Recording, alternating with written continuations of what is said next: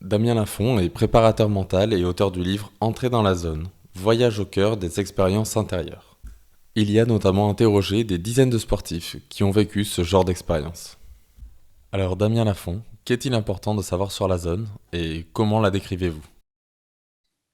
Ouais, en souvent s'identifier comme un état ou un état un peu second où les gens performent à leur, à leur meilleur niveau. Là. Ils arrivent à amener tout au même moment, la technique, stratégie, mentale.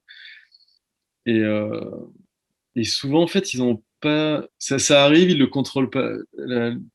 Ils ont pas vraiment le contrôle. Et s'ils s'en rendent compte, ils le perdent. Ou c'est un peu l'histoire qu'on a.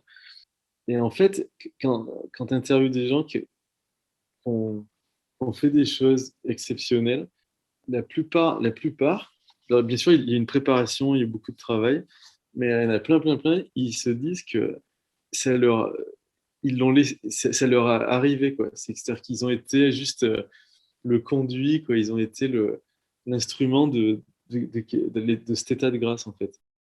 Les gens, ils le prennent un peu comme un accident, par chance, et ils se disent, voilà, mais si je réfléchis trop, je vais perdre cet état. Et ils sont superstitieux, parce qu'ils veulent pas trop en parler, parce que s'ils en parlent, ça se reproduira pas, et tous ces trucs-là. Et pendant ce temps-là, en fait, il y a d'autres athlètes, ils savent qu'ils peuvent reproduire ça souvent s'ils amènent les conditions, si ils amènent tous les ingrédients et de façon un peu scientifique, hein, en quelque sorte. Et la chance que ça se reproduise est beaucoup plus importante. Et d'où certains athlètes, en fait, ils performent super, enfin, c'est très souvent à très haut niveau. Alors bien sûr la préparation, mais aussi au niveau préparation mentale et psychologie, ils font tout ce qu'il faut aussi pour déclencher ça, quoi. Et c'est pas des super masters, enfin, en quelque sorte, c'en est, mais ils le travaillent en fait. Ils sont pas surhumains et tout. Il y en a, ils seraient surpris de savoir.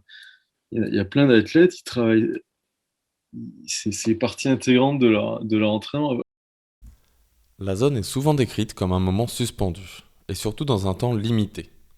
Du reste, il existe des exemples dans l'histoire comme celle de Bob Gibson en 1968, qui, après avoir réalisé ce qui est encore considéré comme la meilleure saison jamais réalisée par un lanceur au baseball, a déclaré qu'il était dans la zone pendant une saison entière. On ne saura jamais ce qui est vrai et ce qui relève de la légende, toutefois cela pose une question majeure. Est-il possible d'être dans la zone pendant une période étendue? Comme ça dépend pas que de la personne, ça dépend de l'environnement aussi. C'est-à-dire que si quelqu'un a une espèce de stabilité au niveau relation, famille, équipe, où il y a une espèce de cercle familial, où le gars il a sa petite routine, où c'est bien constant, quoi. Ça fluctue pas trop, il n'y a pas trop d'interférences. Après, s'il se connaît assez bien pour entrer, pour créer les meilleures conditions, il va pouvoir reproduire ça. Et c'est simple, quoi. C'est-à-dire que quand on voit Nadal, Federer, Djokovic, les gars, ils ont tous à peu près 20 grands chelems. Euh, Là, c'est quasiment quand ils jouent. Là, Djokovic, le tournoi, il était un peu blessé au départ et tout. Je sais pas si c'était vrai ou pas, mais les gars, quand ils jouent, quand c'est le moment de performer, les gars, ils jouent. C'est la zone, quoi. Enfin, ouais, les gars, il y en a, ils servaient à 210, le gars, il retourne tout le temps et tout. Euh, et en fait, ça veut dire qu'ils ont trouvé des moyens pour performer.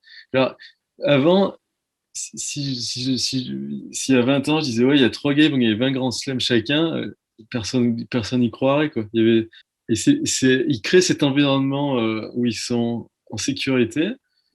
Et après, tout est là pour reproduire ça aussi souvent que possible, quoi. Et ça marche.